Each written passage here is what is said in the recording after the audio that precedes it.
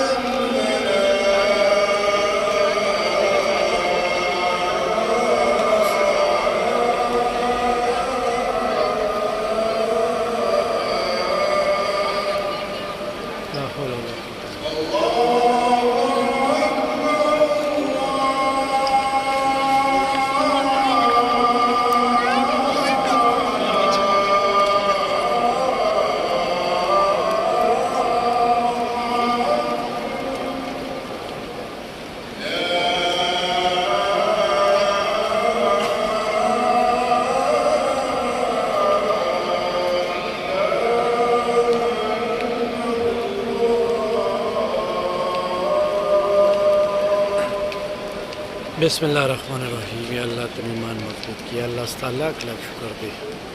چې د ماسخوتن دغه د مونځ موقع د خو په بیت الله شریف ته الله په کور کې راکړی. یا الله ستا لاک لاک شکر دی.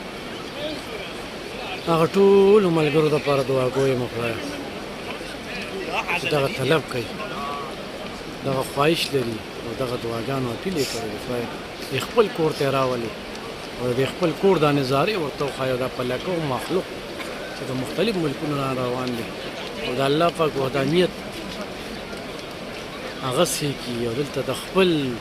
اسلام او دین تجدید وکړي، عهد وکړي، لوزنامو وکړي، خپل ځان تازه کړي او د حضور پاک صلی الله علیه وسلم د هغه سختو نه پریکټیکلي خبر شي. نو الله پاک غیبي دا ملګرو امداد وکړي او یقینا دا په پیسو نه ده ګینې ما ډېرو غټو غټو پیسو والا خلک ولیدل خو دا ځای ونه لیده په هغوی او پیسې هم ترې پاتې او د دې دنیا نه هم لاړه او چې بل راشي د هغه نه به ډیمانډونه کوي. داسې خلک هم نو دا په پیسه نه ده چې غیبي دی کله امداد وکړي الله پاک نه چې الله دې وغواړي نو بالکل بس بیا پکې ځای نه وي نو بیا به راختې څوک په قوض او څوک په نقد همدغه یو سلسله روانه ده. نو ګرانو کتونکو دغه اخرنۍ ماسخوتنۍ دې نه پس چې څنګه لاړ شو نو ډایرکټ په بیک اخلو بس ځو ایرپورټ ته د ماسخوتن دغه مونځ یقینا یو منټ قیمتي دی یو منټ قیمتي دی الله پاک ډېر زیات خوشحاله چې الله پاک الله د عبادت کولو ډېره مقرره کړه مات کو عبادت مو که الله پاک قبول کړي به د خپل دربار کې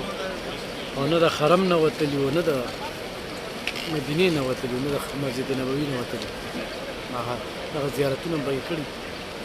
الحمدلله لمونځونه هم په ټیم او په پابندۍ سره کړي دي خدای پاک دې بس قبول کړي خدای دې قبول کړي او خدای دې بیا دا مقرره کړي په ژوند چې خرج وکړو سره د بچو مرې ګرانو کتونکو الوداع الوداع الوداع دعاګانو کې ما هم یاد ساتئ زما په دعاګانو کې ټول د یو نوي عهد د یو نوي سوګند سره انشاءالله د خپل مستقبل د کار آغاز کوو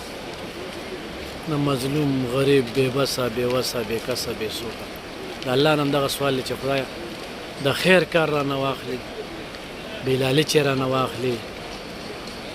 چې نه راباندې د چې احسان یو نه مې په چې احسان یي او مه مې خدایه د چا محتاجه کې او خدایه تا په ما ډېر لوی احسان کړی دی یا الله دوی په بدله کې رانه د ولس خدمت واخلي اللهم ربنا آتنا في الدنيا حسنة وفي الآخرة حسنة وقنا عذاب النار الوداع